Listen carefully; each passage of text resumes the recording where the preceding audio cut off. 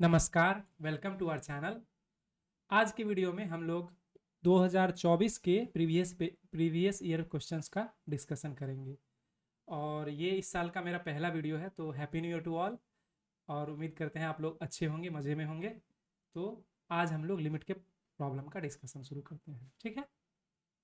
ये हमारा पहला प्रॉब्लम है और ये एक स्पेशल टाइप का प्रॉब्लम है जिसमें अननोन कुछ दिया रहता है, जैसे यहाँ ए और बी है और पहले से पता रहता है कि ये लिमिट फाइनाइट है और उसके बाद उस अननोन को पता करना होता है। तो इसके लिए थोड़ा सा हम लोग इसके थ्योरी में जाएंगे एकदम एक स्लाइड में। तो जैसे finding the unknown when limit is finite, तो हमको लिमिट पहले से पता है और उस केस में अननोन को पता करना होता है। उसमें जनरली दो ही केस होता है कि या तो x जीरो को टेंड कर रहा हो या x इन्फिनिटी को टेंड कर रहा हो। तो हम पहले केस को देखते हैं। When x tending to infinity and limit is finite then there should not be any term in the numerator less than degree of denominator.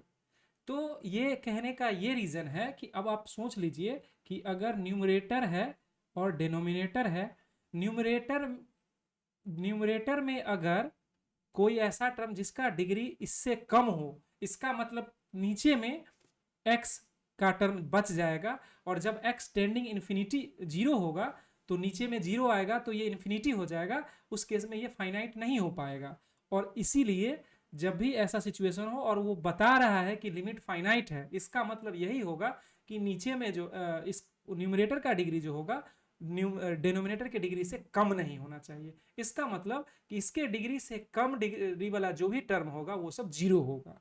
तो यही चीज है। दूसरा केस है इन्फिनिटी का, जिसमें अगर लिमिट फाइनाइट हो तो उस केस में there should not be any term in the numerator whose degree is greater than numerator. Again logic वही है, अगर ऊपर में x आएगा और x इन्फिनिटी को टेंड करेगा तो ये फाइनाइट नहीं होगा। तो इसीलिए ऊपर का पावर डिग्री कम होना चाहिए ताकि ये फाइनाइट हो सके।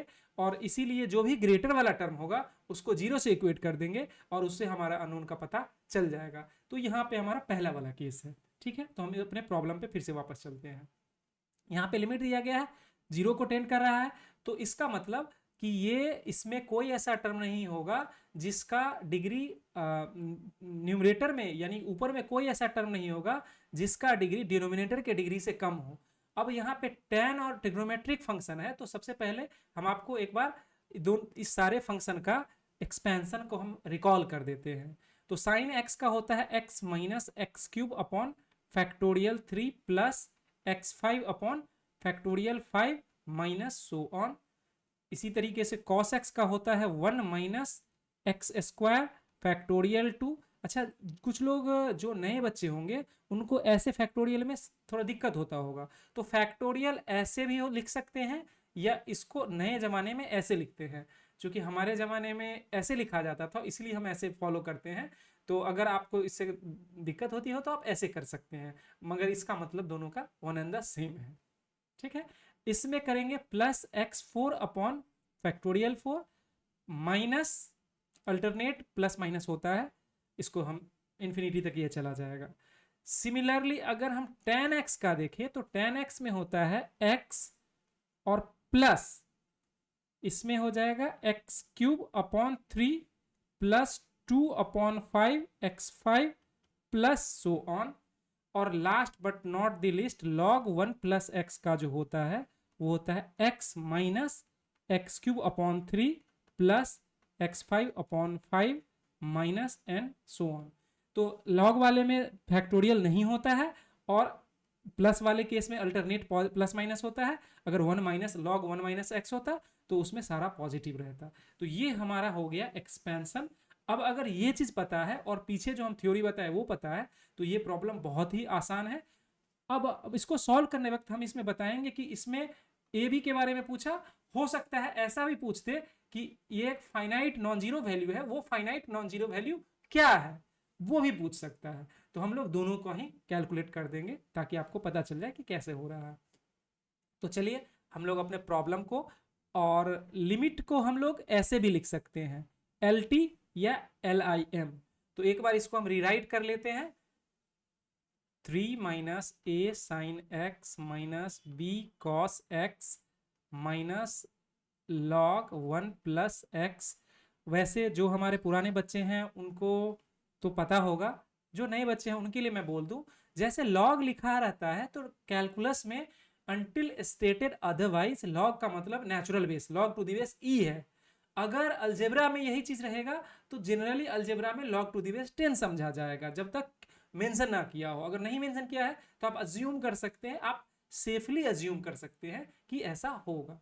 ठीक है, अब इसको upon 3 tan square x.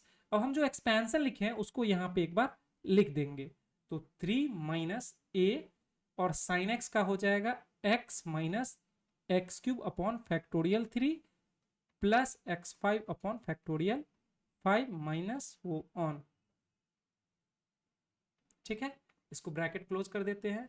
Minus B cos का हो जाएगा 1 minus x square upon factorial 2 plus x4 upon factorial 4 minus so on.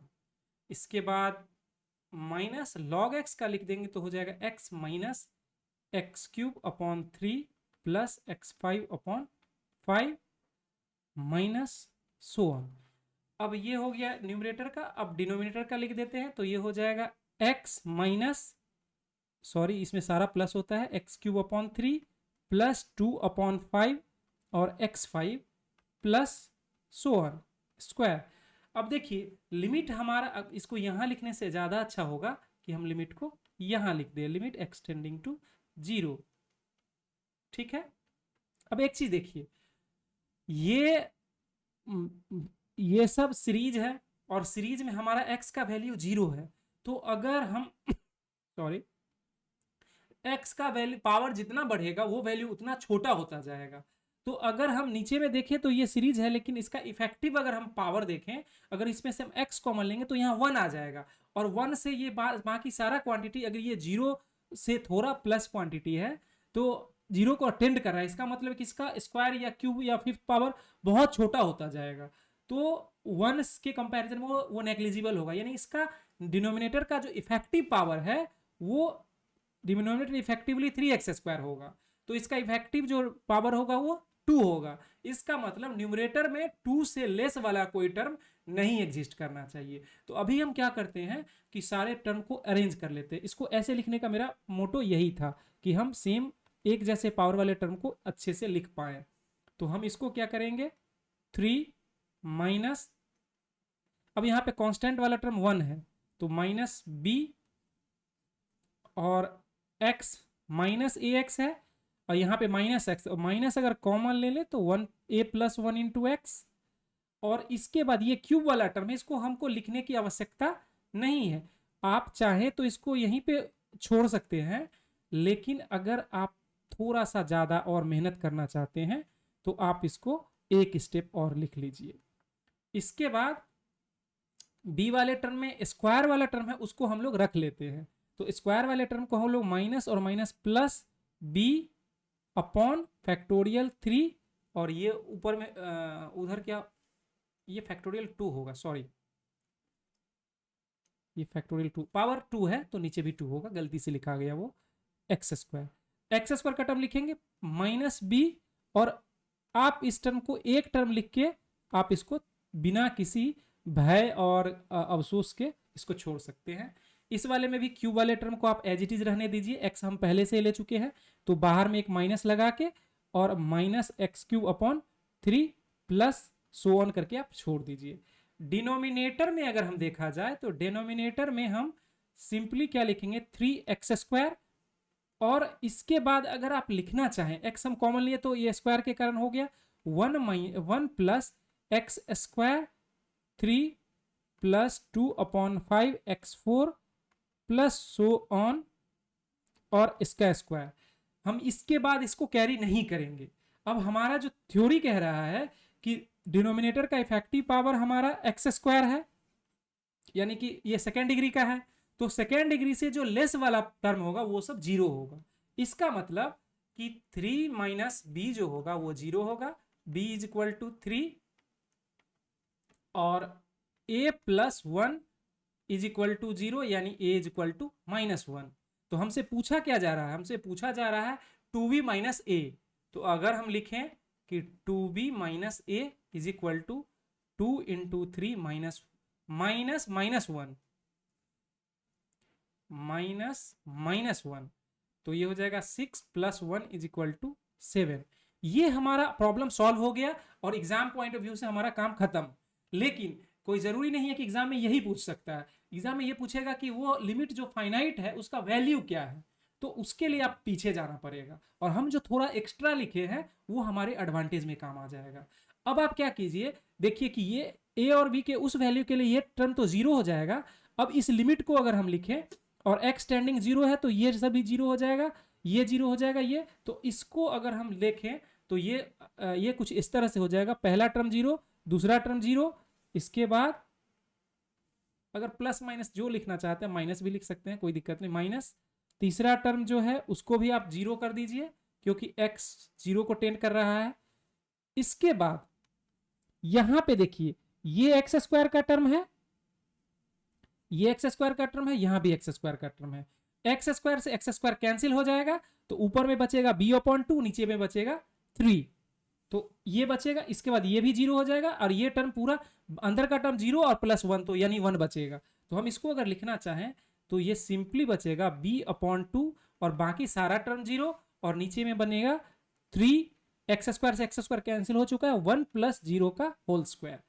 इस ये हमारा फाइनाइट टर्म होगा, जो हमारा लिमिट है, जो हमारा लिमिटिंग वैल्यू है उसका ये वैल्यू होगा b अपॉन 6 और b का वैल्यू हमको पता है 3 है, 3 upon 6 is equal to 1 upon 2। तो इससे हमको दो प्रॉब्लम बन गया सेम प्रॉब्लम में। एक हो गया कि जो गिवन a और b के वैल्यू जो पूछा गया है 2b माइनस a, ये पूछा गया है, उसका आंसर 7 है। अगर इस प्रॉब्लम में ये ना पूछ के पूछता कि जो लिमिटिंग जो फाइनाइट लिमिट जो है वो क्या है, उसका वैल्यू क्या है, तो वो वैल्यू है हाफ। तो इस तरीके से ये सेम प्रॉब्लम में दो प्रॉब्लम बन गया। ठीक है, अगले प्रॉब्लम पे चलते हैं। अगेन ये भी बहुत ही आसान प्रॉब्लम है, इसमें हम ए बी को कैलकुलेट करते हैं और उससे हमको इसका वैल्यू पता चल जाएगा। दिखने में ये बहुत डरावना प्रॉब्लम लग रहा है लेकिन थोड़ा सा काम होके अगर देखेंगे तो ये प्रॉब्लम बहुत ही सिंपल है। तो इसको देखें, लिमिट x टेंडिंग टू 0 और under root 1 plus under root 1 plus x4 minus root 2 और ये हो जाएगा x4। अब इसको क्या करेंगे, रेशनलाइज करते हैं, under root 1 plus under root 1 plus x4 और प्लस रूट 2 और नीचे में भी वही चीज़ हम कर देंगे। रेशनलाइज करना हम लोग क्लास 9th में सीखे हैं, तो ऑब्वियसली हम लोग इस चीज़ को कर सकते हैं। एक्सटेंडिंग टू 0, ऊपर में क्या आ जाएगा 1, ये a माइनस बी और a plus b, a plus b और इंटू a माइनस बी, ये होता है a square minus b square. तो पहले का स्क्वायर हो जाएगा तो ये हो जाएगा 1 प्लस ये और माइनस रूट 2 का स्क्वायर 2 और नीचे में क्या आ जाएगा x4 और ये जो हम रैशनलाइज करने के लिखे थे वो पूरा टर्म बच जाएगा प्लस रूट 2। और इससे हमको कोई समस्या नहीं है क्योंकि अगर आप जीरो डालते हैं तो ये रूट 2 माइनस रूट 2 जीरो होगा, लेकिन ये प्लस वाला टर्म जीरो नहीं होगा, तो इससे हमको कोई दिक्कत नहीं है। इसको अगर हम देखें तो ये हो गया लिमिट x टेंडिंग टू 0 और ये हो जाएगा under root 1 plus x4 minus 1 और ऊपर में नीचे में हो जाएगा ये, और जो हम रैशनलाइज करने के लिए टर्म यूज करे हैं वो सारा टर्म बचेगा प्लस रूट 2। अब इसको फर्दर रैशनलाइज करते हैं तो ये हो जाएगा रूट 1 प्लस x4 और प्लस 1 और नीचे में भी under root 1 plus x4 plus 1। इसको जब लिखेंगे तो हो जाएगा लिमिट x टेंडिंग टू 0, ऊपर वाला टर्म हो जाएगा 1 प्लस x4 माइनस 1, तो इससे ये कैंसिल हो गया। नीचे में क्या बचा x4 और ये पहला जो रैशनलाइज करने के लिए मिला था हमको वो पूरा टर्म प्लस रूट 2 और फिर दूसरा जो रैशनलाइज करने के लिए लिखे हैं। अब हमारा लिमिट से ये प्रॉब्लम फ्री हो गया। जैसे लिमिट, अब ये इससे क्या हुआ x4 से ये x4 कैंसिल हो गया तो ऊपर में बचा 1। अब चूंकि ये सारा टर्म लिमिट से फ्री है तो हम वैल्यू को सब्स्टिट्यूट कर सकते हैं, तो इसमें क्या आ जाएगा 1 plus under root 1 plus 0 plus root 2 और इधर क्या आएगा अंडर रूट 1 प्लस 0 प्लस 1। इसको अगर हम थोड़ा सा सिंप्लीफाई कर ले तो ये क्या आ जाएगा, ऊपर में 1 और नीचे में ये हो जाएगा 1, 1 प्लस 1 2, यानी रूट 2 प्लस रूट 2 2 रूट 2, और इसमें 1 प्लस 1 तो ये 2, यानी कि 1 अपॉन 4 रूट 2। तो हमको ए का वैल्यू पता चल गया, a is equal to 1 upon 4 root 2। ये हमको ए पता चल गया। अब हम बी को निकालते हैं। तो बी क्या है, बी जो है limit x tending to 0 sine square x, और नीचे में क्या है अंडर रूट 2, एक बार चेक कर लेते हैं, under root 2 minus 1 plus cos x. इसको एल हॉस्पिटल रूल से भी हम इसको कर सकते हैं, लेकिन उसमें हमारा कैलकुलेशन बढ़ जाएगा, और एग्जाम में हमारा अप्रोच होना चाहिए कि जितना कैलकुलेशन कम हो उतना बढ़िया है, क्योंकि कैलकुलेशन जितना बढ़ेगा उतना गलती का चांस बढ़ेगा। तो हमको कैलकुलेशन जानबूझ के नहीं बढ़ाना है, कोशिश करना है कि कैलकुलेशन हम कम से कम करना पड़े और हमारा गलती का चांस कम हो। तो इसको हम रेशनलाइज अगर कर दे तो रेशनलाइज करने से क्या होगा, 1 प्लस कॉस एक्स। देखिए इसके क्या हो गया, लिमिट एक्स टेंडिंग टू 0, ऊपर में आ जाएगा साइन स्क्वायर एक्स, इसको ब्रैकेट में ले लेते हैं, root 2 plus under root 1 plus cos x, और नीचे में क्या आ गया 2, a plus a minus b और a plus b, a square minus b square, तो रूट 2 का स्क्वायर 2 माइनस 1 प्लस, इसमें इसका इसका स्क्वायर होगा तो ये रूट फ्री हो जाएगा रूट से, limit x tending to 0 sine square x under root 2 plus under root 1 plus cos x. अब ये लिमिट से फ्री है, अभी हमारा सिर्फ साइन स्क्वायर जो साइन एक्स है वही, उसमें भी प्रॉब्लम है, नीचे में फिर 2 माइनस 2 तो 0 हो जाएगा, इस कारण से इसको ये दोनों टर्म लिमिट में प्रॉब्लम है। अगर हम ऊपर नीचे 1 प्लस कॉस एक्स से मल्टीप्लाई कर दें तो अब देखिए लिमिट एक्स टेंडिंग टू 0, ऊपर में क्या आ जाएगा साइन स्क्वायर एक्स, और यहाँ root 2 plus 1 plus cos x, और इसमें आ जाएगा 1 प्लस कॉस एक्स, और होल अपॉन व ए प्लस बी और ए माइनस बी, तो ये हो जाएगा 1 माइनस कॉस स्क्वायर एक्स, जिसको हम लिख सकते हैं साइन स्क्वायर एक्स, तो ये हो जाएगा साइन स्क्वायर एक्स, इस साइन स्क्वायर एक्स से ए कट गया। अब ये हमारा टर्म लिमिट से फ्री है, अब इसमें हम वैल्यू डायरेक्ट सब्सटीट्यूट कर सकते हैं। तो इसमें वैल्यू अगर डालेंगे तो हो जाएगा अंडर रूट प्लस, इसका क्या हो जाएगा, इसका हो जाएगा under root 1 plus 1 bracket close, और ये हो जाएगा 1 प्लस 1, कॉस 0 1 होता है, तो ये हो जाएगा 2 रूट 2 इंटू 2, यानी कि 4 रूट 2। अब हमसे पूछा क्या जा रहा है, हमसे पूछा जा रहा है हमको ए बी क्यू, ठीक है। तो ए का हमको वैल्यू पता है, ए का वैल्यू 1 अपॉन 4 रूट 2, ए का वैल्यू जो है 1 अपॉन 4 रूट 2, और बी का वैल्यू है 4 रूट 2। तो ए बी क्यू का मतलब हो गया 1 upon 4 root 2 into 4 root 2 into 4 root 2 और इंटू 4 रूट 2, इससे एक कैंसिल हो जाएगा और इसको मल्टीप्लाई करेंगे तो ये हो जाएगा 32। ये हमारा हो गया फाइनल आंसर। तो प्रॉब्लम थोड़ा सा लेंदी है बट डुएबल है, और इसके लिए आपको मतलब अच्छे से जेनरसली रिवार्ड किया जाएगा, तो इसीलिए सही है। अगले प्रॉब्लम पे चलते हैं। हाँ, ये प्रॉब्लम कंटिन्यूटी का है, लेकिन चूंकि हम लोग लिमिट में ही डील कर रहे हैं तो अलग से इसको टॉपिक बनाने से ज़्यादा फायदा नहीं था, और पूरे लिमिट और कंटिन्यूटी मिला के ही हमको सेशन 1 के में लगभग 4-5 प्रॉब्लम है, तो इसीलिए हम लोग इसी में इसको डिस्कस कर लेंगे। और बहुत ही सिंपल प्रॉब्लम है, एकदम आपको परेशान होने की आवश्यकता नहीं है। दिखने में ये बहुत बल्कि लग रहा है, लेकिन जब इसको हम आराम से इसको हैंडल करेंगे तो प्रॉब्लम बहुत ईजी है। पहले तो कंटिन्यूटी के लिए जो कंडीशन होता है वो देख लेते हैं। बता रहा है कि ये function continuous at x is equal to 3। तो पहले कंटिन्यूटी के लिए कंडीशन होता है कि अगर कोई function given function x is equal to a पे कंटिन्यूअस है, ए पे कंटिन्यूअस है, उसका कंडीशन क्या होता है, उसका कंडीशन होता है f a plus h is equal to f a minus h is equal to f a. इसका मतलब कि उस फंक्शन उस जिस किसी गिवन पॉइंट पे जो फंक्शन है उसके लेफ्ट में राइट में या उस पॉइंट पे तीनों पॉइंट पे जो उसका वैल्यू आता है वो अगर बराबर होगा तो हम कहेंगे कि वो फंक्शन कॉन्टिन्यूअस है। यहाँ पे ऑलरेडी दिया हुआ है कि वो कॉन्टिन्यूअस है, इसका मतलब कि हमको कुछ अननोन्स निकालना है। अननोन्स यहाँ पे क्या है, ए और बी है। तो हम शुरू करते हैं पहले, तो हम लोग निकालते हैं एफ थ्री प्लस एच। तो एफ थ्री प्लस एच क्या हो जाएगा, limit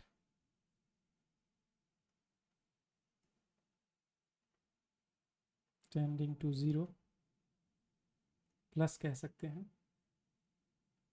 sign three plus h minus three, और नीचे में क्या हो जाएगा x के जगह पे थ्री प्लस एच। और ग्रेटेस्ट इंटीजर फंक्शन में अगर देखा जाए तो अगर ये 3 से बड़ा वैल्यू है, 3 से बड़ा वैल्यू है तो इसका ग्रेटेस्ट इंटीजर 3 आएगा। तो हम इसको लिख सकते हैं लिमिट एच टेंड, ये 2 का पावर है, सॉरी ये पूरा टर्म 2 का पावर है, 2 का पावर ऊपर में आ जाएगा साइन एच, नीचे में 3 प्लस एच माइनस 3, तो ये कट गया, 2 का पावर 1 यानी कि ये 2। ठीक है, तो हम पहले इसको इक्वेशन अगर 1 माने और इसको इक्वेशन 2 माने तो हम कह सकते हैं फ्रॉम 1 एंड 2, 1 एंड 2 से क्या आ जाएगा f a is equal to 2 is equal to b, क्योंकि हमारा x इज इक्वल टू 3 पे b है। अब हमको निकालना क्या है 3 माइनस एच, तो लिमिट h 0 माइनस, और हम 0 प्लस माइनस करने की जरूरत, हम जब माइनस यहाँ ले लिए तो प्लस माइनस अब नहीं भी रखिएगा तो ज़्यादा कोई दिक्कत नहीं है। हाँ, लेकिन हमको इंट्यूटिवली पता है कि ये राइट से अप्रोच करेगा इस केस में और लेफ्ट से अप्रोच करेगा इस केस में। तो h टेंडिंग टू 0 और माइनस a, और इसको स्प्लिट करने की आवश्यकता ही नहीं है क्योंकि x square plus x square minus 7x plus 12 is equal to 0 अगर करेंगे तो x माइनस 3 और x minus 4, x minus 4 is equal to 0, यानी कि अगर हम नंबर लाइन पे ड्रॉ करें तो ये 3 और 4 आएगा, इधर पॉजिटिव इधर नेगेटिव और इधर पॉजिटिव।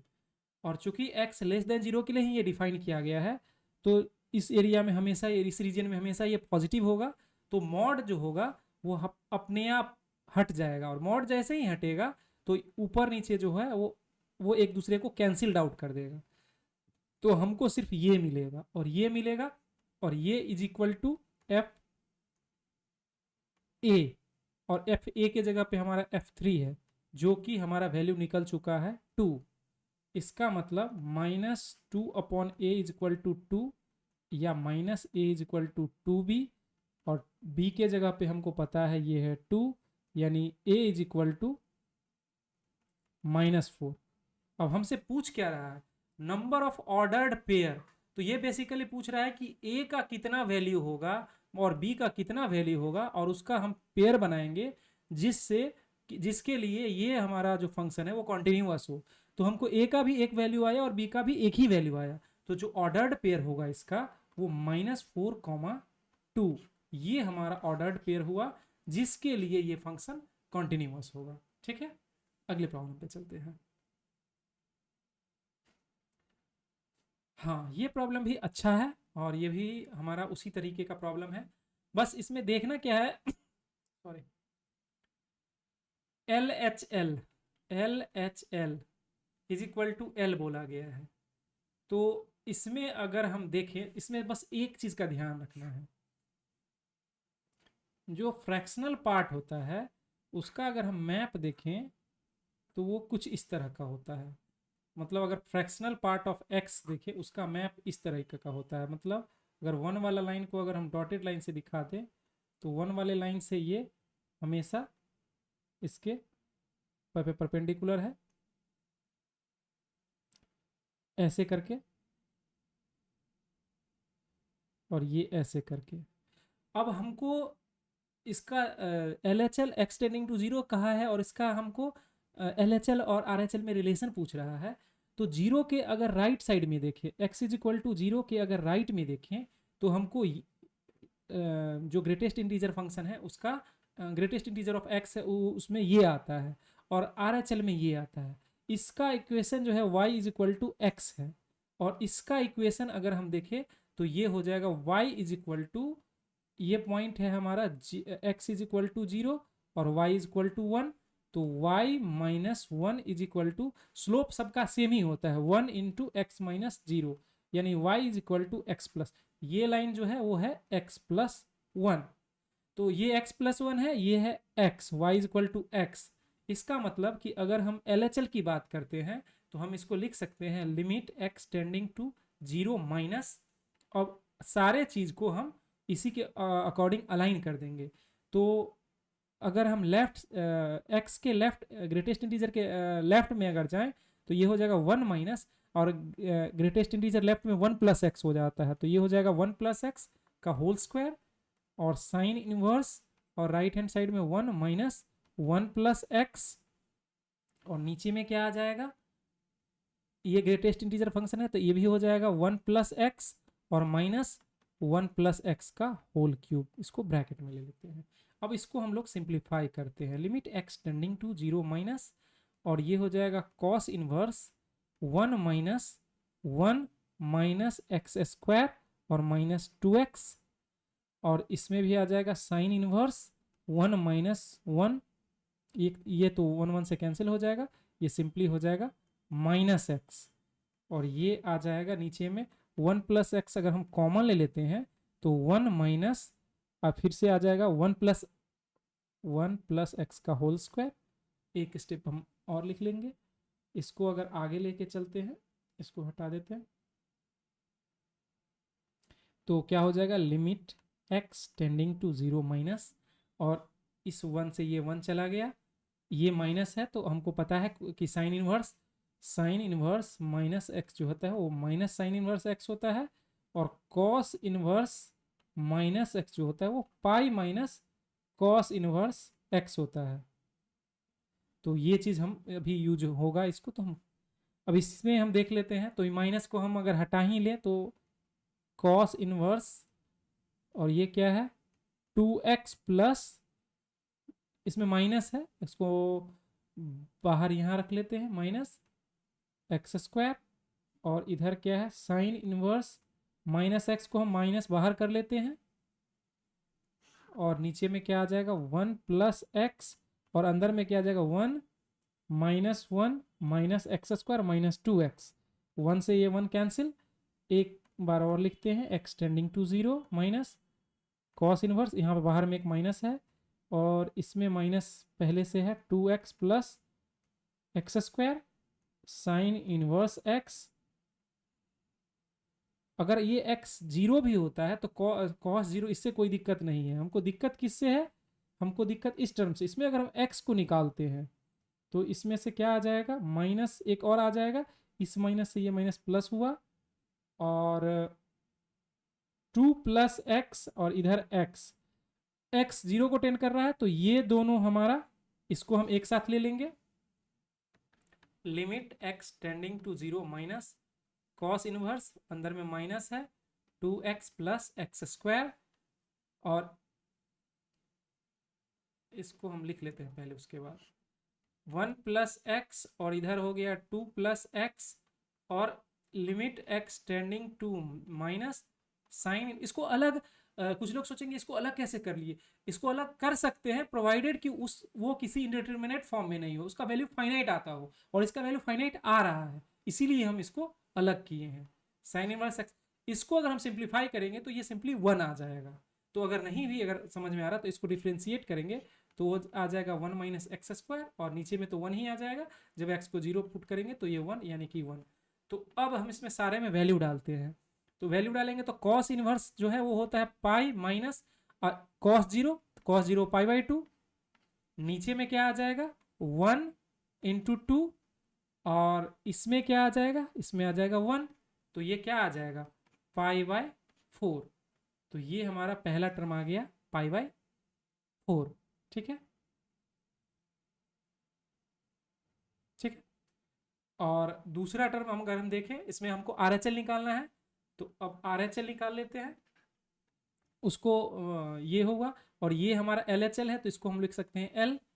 और RHL अगर लिखें RHL, RHL का मतलब हो गया लिमिट एक्सटेंडिंग टू 0 प्लस, ठीक है। 0 प्लस के लिए कॉस इनवर्स, क्या लिखेंगे, कॉस इनवर्स, एक बार पहले प्रॉब्लम लिख लेते हैं, ग्रेटेस्ट इंटीजर x का होल स्क्वायर और sine inverse 1 minus greatest integer, sine inverse 1 minus greatest integer x, और इसके डिनोमिनेटर में क्या है, greatest integer x minus greatest integer x का, ग्रेटेस्ट इंटीजर x का होल क्यूब। अब हमको पता है कि ग्रेटेस्ट इंटीजर x जो है 0 के राइट हैंड साइड में, हम अभी इसका ग्राफ देखे थे, ये प्लस x को, ये सिंपली फंक्शन को represent, y equal to x हो जाता है, तो हम इसको लिखेंगे x टेंडिंग टू 0 प्लस, और जहां भी ग्रेटेस्ट इंटीजर है उसको हम सिंपली x लिख देंगे, उसका ब्रैकेट हम हटा देंगे, तो ये हो जाएगा साइन इनवर्स 1 माइनस एक्स, और नीचे में क्या आ गया, x माइनस एक्स क्यूब। अब इसको हम अगर सिंप्लीफाई करें तो limit x tending to 0 plus cos inverse 1 minus x square, और इसमें क्या हो जाएगा x, तो हो जाएगा 1 minus x square, sine inverse 1 minus x. और अब हम देख लेते हैं कि किससे प्रॉब्लम होगा और किससे नहीं होगा, उसी के कोरस्पॉन्डिंग हम उसको आइसोलेट करेंगे। तो अगर हम x को यहाँ 0 रखें तो कॉस इनवर्स 1 जो है वो 0 हो जाएगा, और नीचे में 0 ऑलरेडी है, तो इस x को जब तक हम एलिमिनेट नहीं कर पाए या हटा नहीं देते हैं, तब तक हमको इसका ध्यान रखना पड़ेगा, ठीक है। तो हम इसको थोड़ा सा और आगे लेके चलते हैं, cos inverse 1 minus x square, और ये हो जाएगा x, और 0 आने से इसको कोई दिक्कत नहीं है, लेकिन हमको यहाँ 1 माइनस एक्स चाहिए, तो हम क्या कर लेते हैं 1 प्लस एक्स लिख लेते हैं, और फिर इधर sine inverse 1 minus x upon 1 minus x. इससे अब किसी को कोई दिक्कत, इस पूरे टर्म से ही किसी को कोई दिक्कत, 1 माइनस एक्स स्क्वायर से कोई दिक्कत नहीं है, और इसको अलग लिखने की हमको लगता है ज़रूरत भी नहीं पड़ेगी, आप एक साथ भी लिख सकते हो 1 माइनस एक्स स्क्वायर। अगर इनडिटर्मिनेट फॉर्म में रहता तो अलग लिखना जरूरी होता। तो हम देखते हैं, तो ये वाला टर्म को तो हम इसमें सीधा वैल्यू सब्स्टिट्यूट कर देंगे, 0 अगर हम इसमें डालेंगे तो पाई बाई 2 आ जाएगा, और इसमें 0 डालेंगे तो 1 आ जाएगा, तो हम इसको अलग ही कर लेते हैं, limit x tending to 0 plus cos inverse 1 minus x square x, जो वैल्यू फाइनाइट है उसको हम लोग अलग करने में हमको, उससे हमारे लिमिट पे कोई एडवर्स इफेक्ट नहीं पड़ेगा, तो हम उसको लिख सकते हैं। इसको करेंगे तो ये हो जाएगा सिंपली पाई बाई 2, नीचे में 1 आया, कोई दिक्कत नहीं। अब इसको अगर ये 0 बाई 0 फॉर्म में है एक तरह से, तो इसको डिफ्रेंशिएट करते, डिफ्रेंशिएट करेंगे तो हो जाएगा minus 1 upon 1 minus x square, तो हमारा जो टर्म है 1 माइनस एक्स स्क्वायर, इसका होल स्क्वायर, और 1 माइनस एक्स स्क्वायर डिफ्रेंशिएट करेंगे तो माइनस 2x, और नीचे वाला टर्म का तो 1 ही आ गया, इस माइनस से इस माइनस को हटा देंगे, इस 2 से इस 2 को हटा देंगे, तो अभी हमारा लिमिट अभी भी हमारा एक्सटेंडिंग टू 0 है, ठीक है। तो इसको हम एक स्टेप और लेके चलते हैं, तो लिमिट एक्सटेंडिंग टू 0 प्लस, ऊपर में x है और नीचे में क्या आ गया अंडर रूट, वो हमारा है 1 माइनस एक्स स्क्वायर का होल स्क्वायर, और इसका अंडर रूट है। इसको हम सिंप्लीफाई कर लेते हैं, 1 माइनस ये हो गया 1 plus x 4 minus 2 x square, इसको लिखेंगे तो हो जाएगा 1 से ये 1 कैंसिल हो जाएगा, और 2 एक्स स्क्वायर माइनस एक्स 4, इसमें एक्स स्क्वायर अगर कॉमन लेते हैं तो x बाहर आ जाएगा, 2 माइनस एक्स स्क्वायर, यानी कि इसको हम लिख सकते हैं x, और ये इसको लिख सकते हैं 2 माइनस एक्स स्क्वायर, ठीक है।